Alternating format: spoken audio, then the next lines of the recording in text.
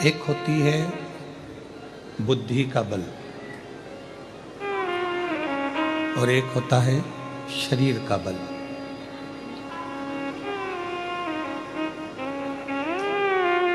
शरीर का जो बल होता है वो हमको अहंकार उत्पन्न कराता है। मुझ में इतना बल है, मुझ में इतना बल है, मैं ये कर सकता हूँ, मैं वो कर सकता हूँ। ये एक अहम दे सकता है, एक अहंकार उत्पन्न कर सकता है।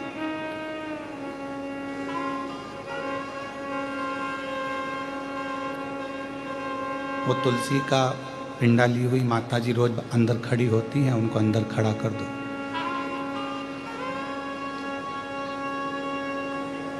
तो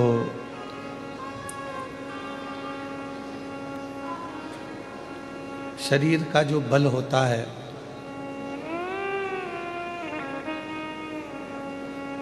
वो शरीर का बल हमको अहमता दे जाता है।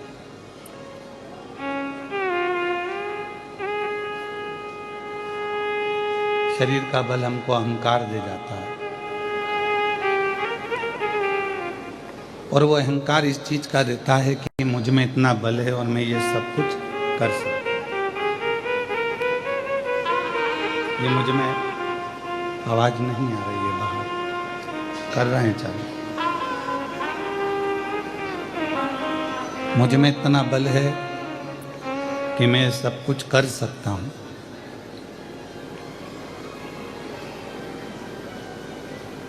पर बुद्धि का जो बल होता है,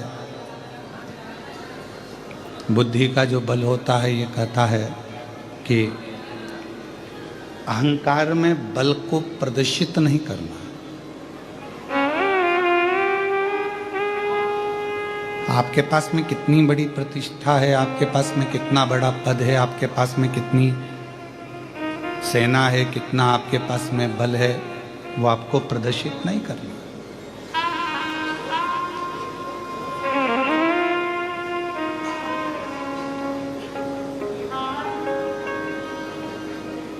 भारत और पाकिस्तान के बीच में अभी कुछ समय पहले युद्ध छिड़ा। कई लोग उसको बल का मापदंड ले रहे थे कि हम में बल है कि उसमें बल है, कि उसमें बल है, कि उसमें बल है।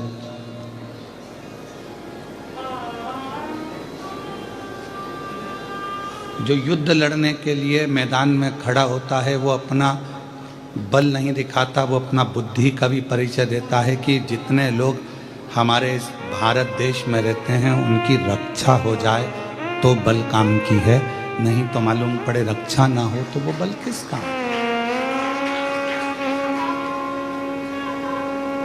मान लो कोई अहंकार में आ जाए, अभिमान में आ जाए, अभिमत्ता में आ जाए, अहम में फूल जाए कि मेरे पास में इतना बल है और मैं ये कर सकता हूं। नहीं भाई,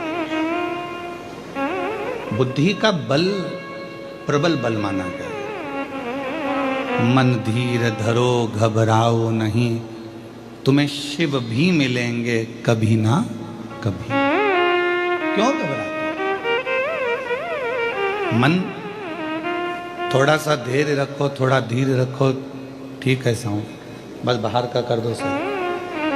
मन थोड़ा सा धीर रखो, मन थोड़ा सा धैर्य रखो, घबराओ। तुम यदि घबराओगे तो फिर परमात्मा के नहीं हो पाओगे।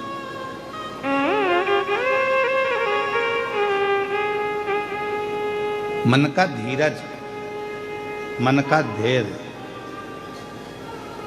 परमात्मा के करीब में लेकर जाता है। घर में दो भाई हैं, दो भाई का आपस में विवाद हो गया, तुम तो आपस में क्रोध कर लोगे, चिढ़ लोगे, लड़ लोगे, संघर्ष कर लोगे, फिर एक हो जाओगे। पर दूसरों के बुद्धि में ये समझ में आ गया कि इन दोनों का विवाद कभी भी कराया जा सकता है, विवाद कभी भी कराया जा सकता है।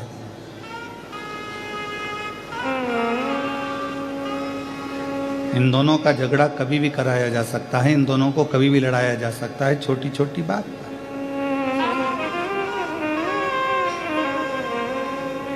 श्री हनुमान जी महाराज लंका की ओर जा रहे थे।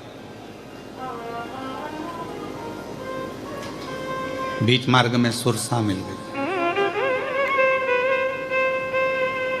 और सुरसा ने हनुमान जी से कहा कि बहुत दिनों के बाद मुझे भोजन मिला है।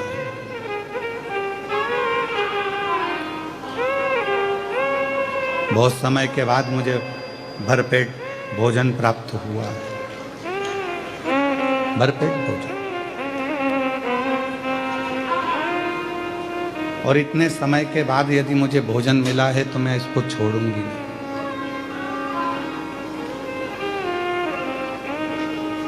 आज कथा का छठा दिवस है। कल सुबह कथा 8 बजे से 11 बजे तक यहाँ कृष्णेश्वर में हो जाएगी। टीवी पर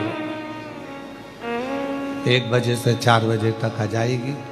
आप सब सुन लेंगे, अपने अपने घर की ओर चला जाए।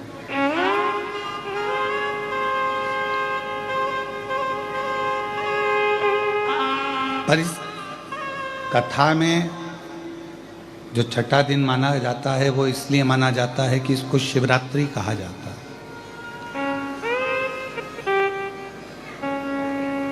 ये वो शिवरात्रि है जो कथा में प्रत्येक कथा के छठे दिन 5 दिन की होती है, तो चौथे दिन 7 दिन की होती है, तो छठे दिन मान्य होती है। शिव से वर मांगने की रात्रि। आज आप लोग जितने भी संख्या में आस्था चैनल पर, फेसबुक पर, यूट्यूब पर और यहाँ पंडाल में बैठकर इस पवित्र कथा का रसतत्व ग्रहण कर रहे हैं, तो ये मानकर चलें कि शिव आपको कुछ देने वाले होंगे, इसलिए शंकर भगवान ने आपको यहाँ पर बुला लिया। शिव ने आपको यहाँ बुलाया। उनकी मर्जी के बिना कोई कहीं नहीं जा सकता।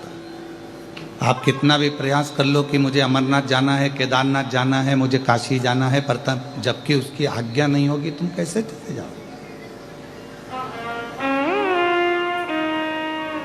आप कितना ही प्रयास करो। ऐसे दुनिया में कई लोग होंगे, बेरुल आते हैं, अजंता की गुफाओं का दर्शन करते हैं और वहीं से चले जाते हैं।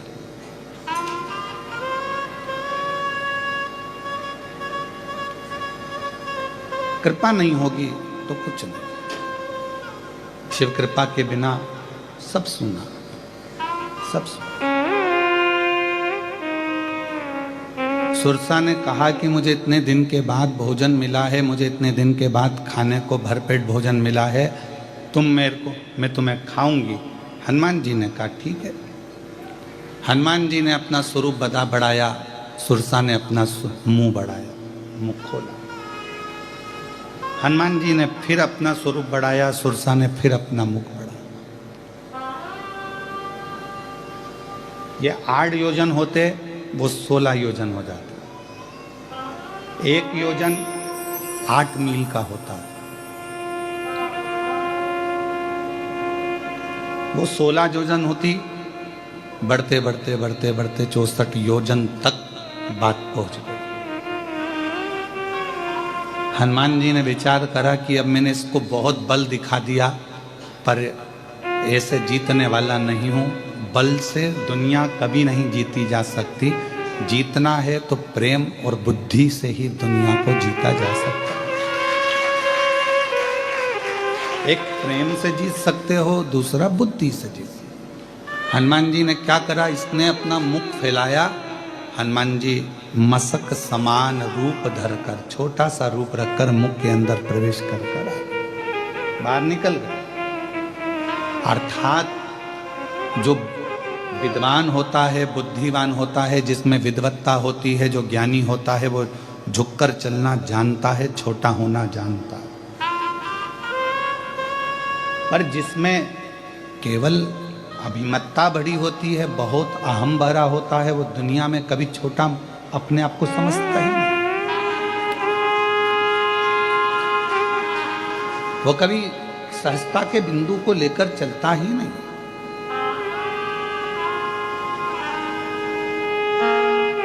एक बुद्धि, प्रेम की प्रबलता हमको नम्रता सिखा देती है। नम्रता,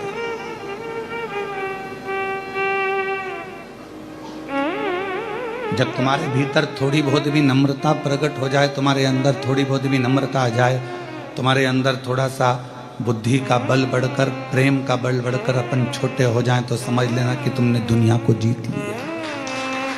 तुमने दुनिया को जीत लिया। दुनिया जीतने का और एक छोटा सा तिनका तुम्हारा, बिल्कुल छोटा सा तुम्हारी आंख में घुस जाए, दोनों में से सबसे ज्यादा तकलीफ कौन सा देगा?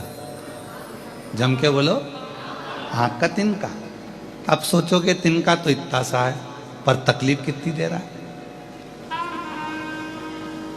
तलवार तो इतनी बड़ी है, हाथ में लग भी गया, पाँव में लग भी गया, तो तकलीफ तो उसमें ज़्यादा होना चाहिए, पर जितना तलवार के लगने से तकलीफ नहीं होती, उतना छोटा सा तिनका आंख में चले जाए तो उससे तकलीफ।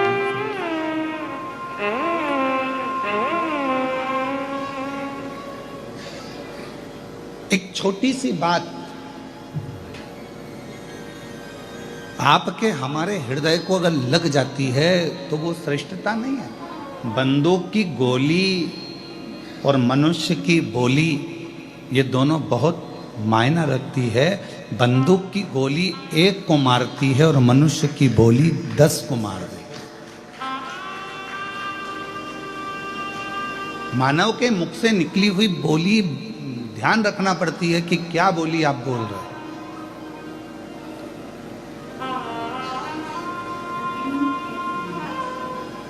बड़ा समझ समझ कर बोलना पड़ता है। व्यासपीठ पर बोलते हैं तो बड़ा सोच सोच कर बोलना पड़ता है, तो भी लोग कितना बवाल मचाते हैं, आए दिन पुतले जला देते हैं।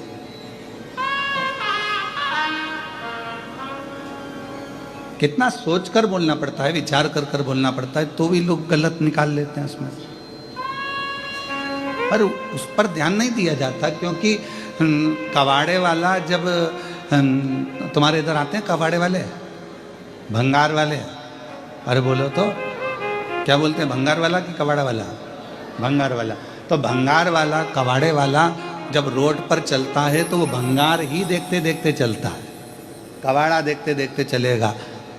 भंगार वाला अगर रोड पर चल रहा है तो भंगार देखते हुए चलता है, कबाड़े वाला चल रहा है तो कबाड़ा देखते हुए चलता है।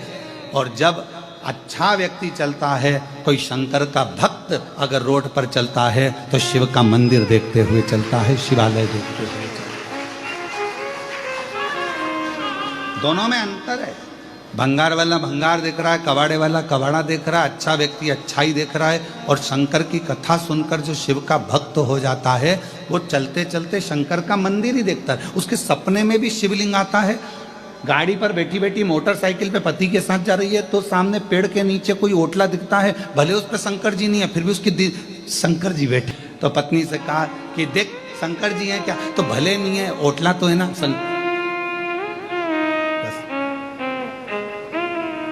दिल में शिव है, दिमाग में शंकर है, तो उसको हर जगह शिव और शंकर ही नजर आ रहा है।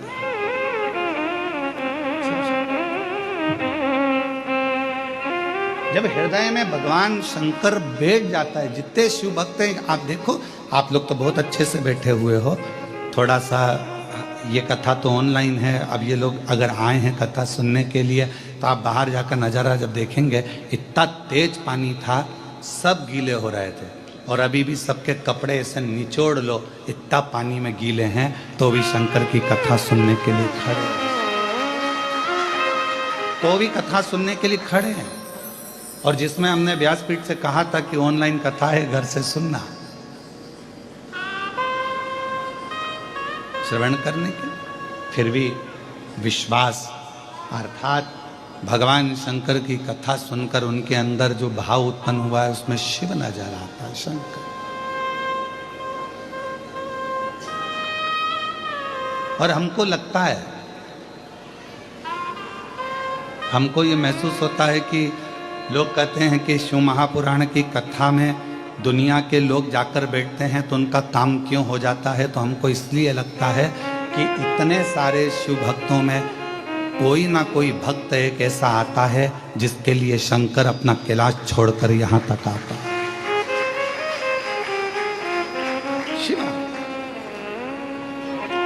इतने में कितना गीला, कौन कौन गीला होता है। आज के ज़माने में आप कथा देखिए, आपके शहर में छत्रपति संभाजी नगर में हो, जलगांव में हो, आपके क्षेत्र में जब कथा हो तो बैठने के लिए वीआईपी व्यवस्था देना पड़ती है, तब कोई कथा में आता है। 25 बार जाके कहना पड़ता है पत्रिका लीजिए, कथा हो रही है, आना जरूर, तब कोई आता है। और इसकी तो सूचना नहीं है, छुपकर करना पड़ रही है, तो भी ढेर लगाओ होगी। तो कोई भक्त होगा, उससे मिलने के लिए शिव आ जाता है। वो एक लाइन एक गीत की, पर शिव जी पे सटीक बैठती है, शंकर जी पे सटीक। वो कहते हैं ना, तो प्यार झूठा सही दुनिया को दिखाने, प्यार झूठा सही दुनिया को दिखाने,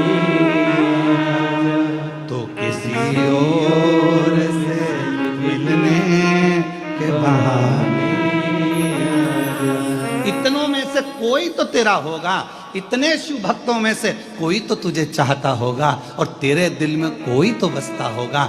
कहाँ नामदेव, तुकाराम, मीराबाई, कर्माबाई, नरसिंह मेहता, प्रहलाद, ध्रुव, इन सब के किसी के लिए तो तू पृथ्वी पर वापिस आ जा। इन शिव भक्तों के लिए आ और एक बार दर्शन देकर चले जा, तो हमको भी दर्शन, इनके लिए आएगा तो हमको भी दर्शन होगा। पिताजी भी बाल्यावस्था में चले गए थे उस बेटी के, और माँ ने उसको पूर्ण तरह से शिव का भरोसा रखकर पाल कर, शिव की, और तेरी कृपा का क्या है भरोसा, कब किस पर हो जाए, जरा सी हम पर कर दो, जरा सी हम पर कर दो। जिस पर भी हो गई तेरी कृपा करुणा, वो भव पार हुआ, भव पार हुआ।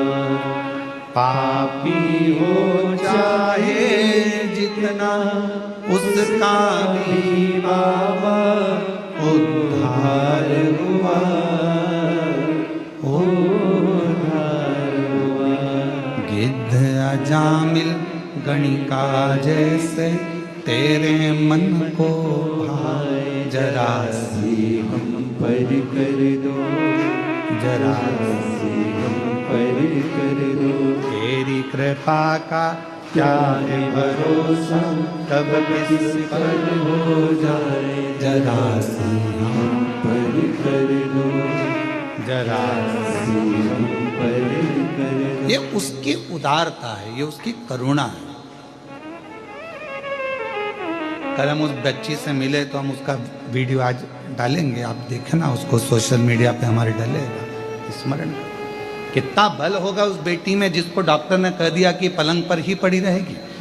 पाँव भले थोड़ा थोड़ा हल्का सा टेढ़ापन आया, पर हिम्मत नहीं हारी। ना उसकी माँ ने हिम्मत हारी, ना मेरे महादेव पर विश्वास कम नहीं होने दिया, उसकी दादी ने पूर्ण भरोसा